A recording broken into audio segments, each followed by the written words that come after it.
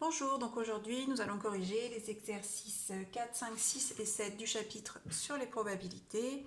Donc avec ces premiers exercices, on entame doucement le calcul de probabilité. Du coup, dans l'exercice 4, donc on se retrouve avec l'urne qui était présentée dans l'exercice 1.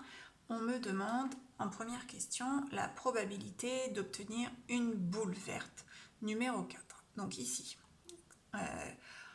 on est dans une situation d'équiprobabilité. Chaque boule a la même probabilité que les autres d'être choisie. Donc chaque boule, donc on en a 15, chacune des 15 boules a la même probabilité égale à 1/15 d'être tirée. On peut du coup appliquer les formules qu'on a vues dans la leçon. Donc la probabilité de chaque issue est égale à 1/15 et la probabilité d'un événement s'obtient en additionnant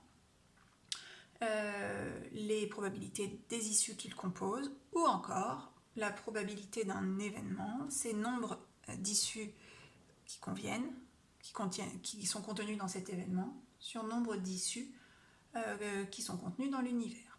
Donc là on me demande la probabilité d'obtenir une boule verte numéro T4. Alors, je vais le noter comme ça pour que ce soit compréhensible. Donc une boule verte numéro T4. Il suffit que je regarde combien d'issues conviennent. Donc en gros, combien y a-t-il de boules vertes numéro T4? Il n'y en a qu'une seule.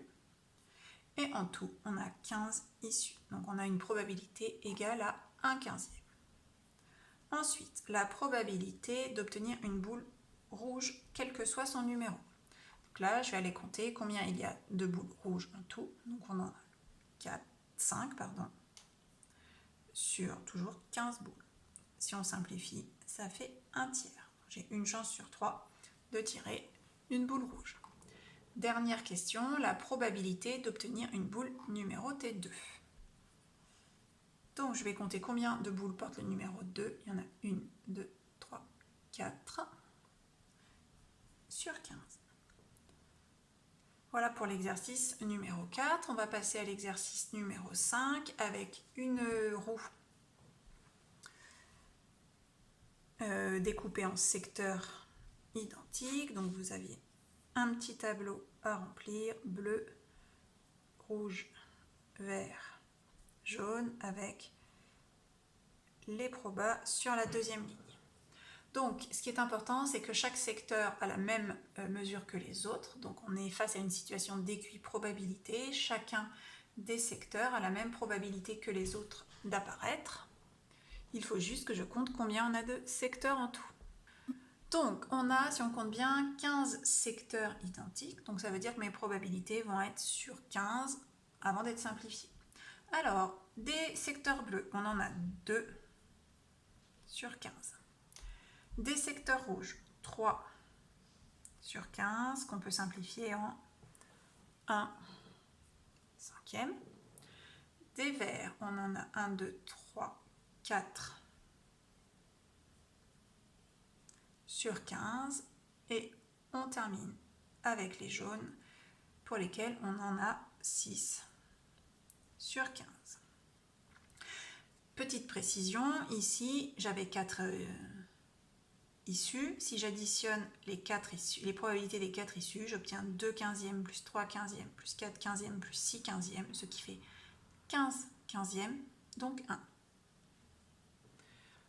On poursuit avec l'exercice numéro 6. Donc lors d'une kermesse, on a 3 roues comme elles étaient dessinées sur votre feuille. Tous les secteurs de chaque roue sont identiques.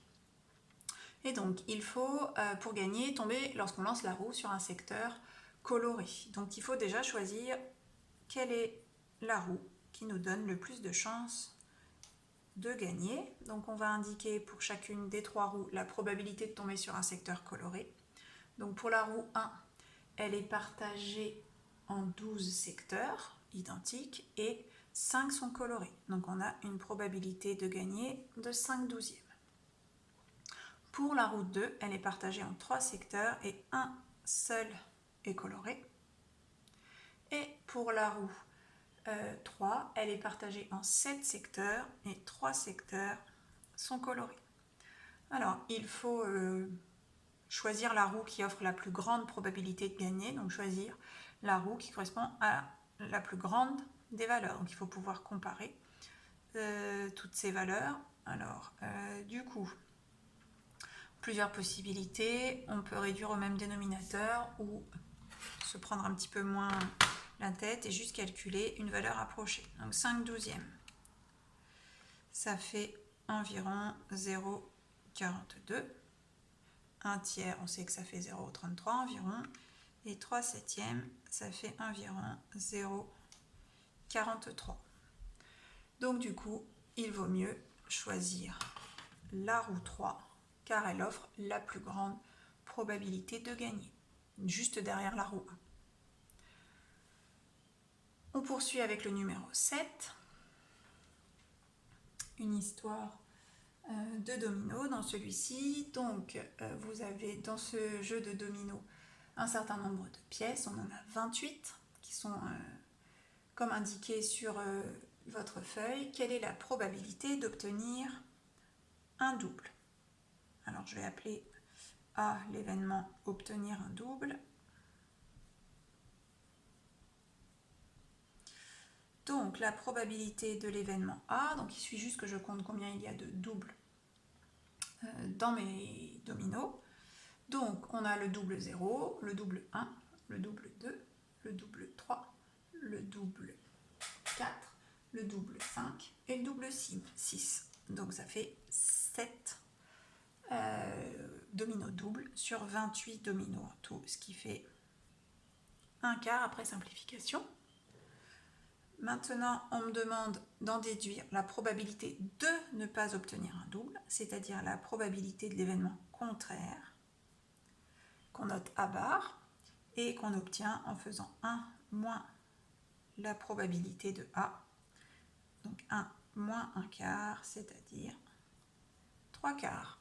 Alors bien sûr, on aurait pu compter combien de dominos n'étaient pas des doubles, donc on aurait trouvé qu'il y en avait 21. C'était pas l'esprit de l'exercice puisqu'on vous demandait d'en déduire la probabilité de ne pas obtenir un double, donc ça sous-entendait qu'il fallait utiliser la première réponse. Voilà.